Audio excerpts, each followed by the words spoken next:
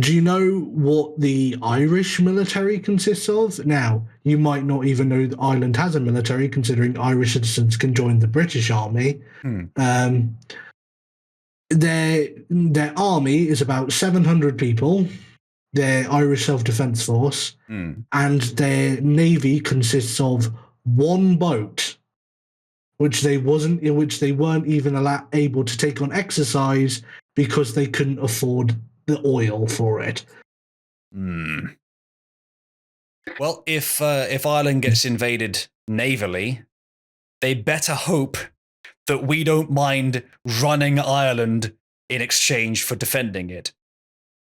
Yeah, that's the thing. This is why I genuinely believe that a United Ireland under British rule is still technically. Is it like to happen? No. Is it? But it's still technically possible. Well, because go on. Because if we ended up in a major war and we ended up having to defend Ireland, like a British managerial control of Ireland for the sake of military defense would be, especially in a case of like a total world war, would be just it would just be undeniably justified. Yeah, it would be a terrible idea to let the enemy take such close territory. Exactly. So I was going to say, yeah, the TNG predicting the Irish unification of 2024. Well, who's to say that it's not reunited under British rule? That's what I'm saying. My general take on the devolved powers is reconquest would be better for everyone, including them. Yes, I'm very much in favor of dissolving the devolved parliaments because I think preferably in acid.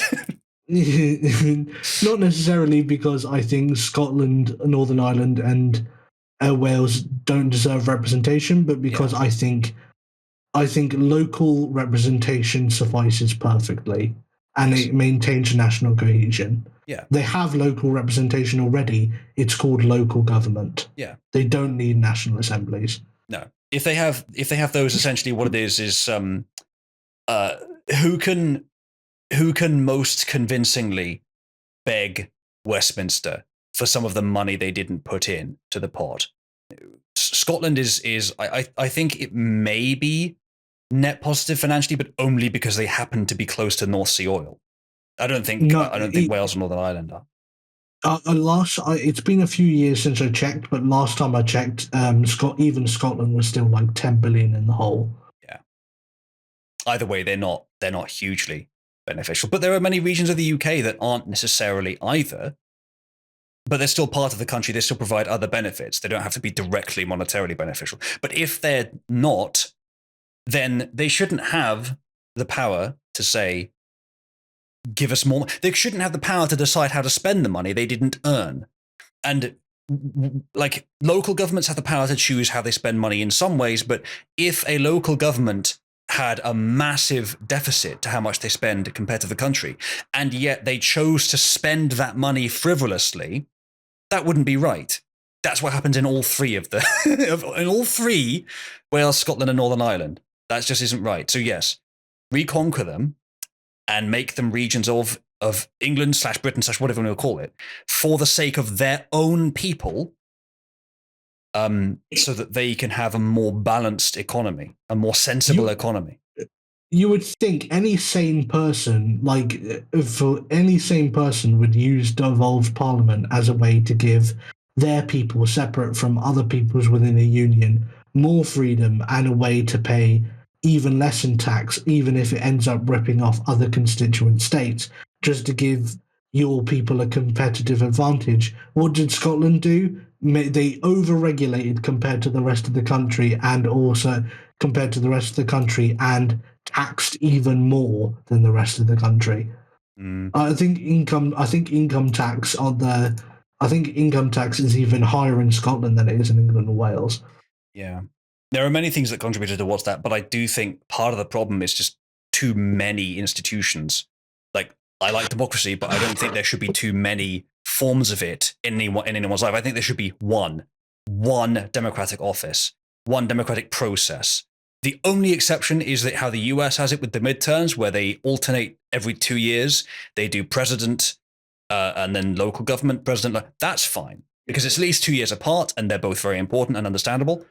But that's another reason why we should conquer them, because then they can just focus on that one form of governance rather than having to focus on two and let these huge abscesses of unwanted power fester in their devolved parliaments like the SNP, who, once again, are only voted for, in my humble opinion, on the basis that they have the Scottish word in their name.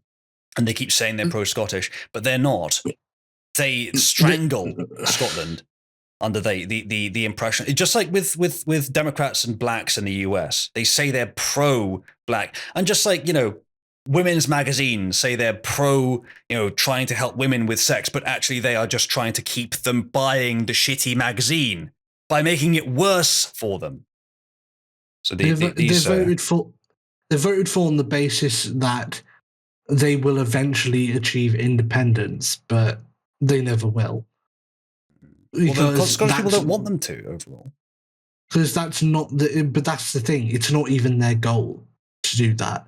It's their goal is to use that as a carrot and string in order to gain votes, to keep their party relevant and on the gravy train. Yeah, I think it is a pretty good argument, though, that whilst I think it's possible to have too much party circulation, I think there are some European countries where they have too many small parties that can too easily reach power. And I think coalitions are a really bad thing. Regardless, we have too little in Britain. So yeah, I've been thinking a lot about how you could implement, how you could improve our political systems and what political system would be best, what kind of voting share systems. It's very complicated. There's loads of things to consider. Even if, you know, there's some systems that seem better, but there's still ways that they can be that they will end up naturally being manipulated or not manipulated exactly, but misused just naturally because of the way they're structured. So it's very complicated. But I do think what we have now, though it is simple, does need some improvements. Yeah, we need more options, more competition in our political leaders. But yeah, I think even despite that, it is possible for a party to break through. And as we were saying earlier, when the time in history is right, as I think it is now, it's not a matter of, well, I got this many votes, therefore I deserve this many seats. Well, maybe. But this is the system that we're in, and so what you need to do is get much more votes than that, or you need to focus on regions. That once you've done that, then you deserve the seats. And it's a higher barrier to entry, but it's not infinitely high, and it can be reached if the issue is strong enough. So it does prevent small improvements during relatively stable times, even if it's unhealthy. But it's still possible to get improvements. It just has to be when it's really vital, when it's a huge need, and it overrides the existing party structure. I just think it's a bit too stable, a bit too stagnant, the way we have it here. And I'm not sure how to improve it without breaking it.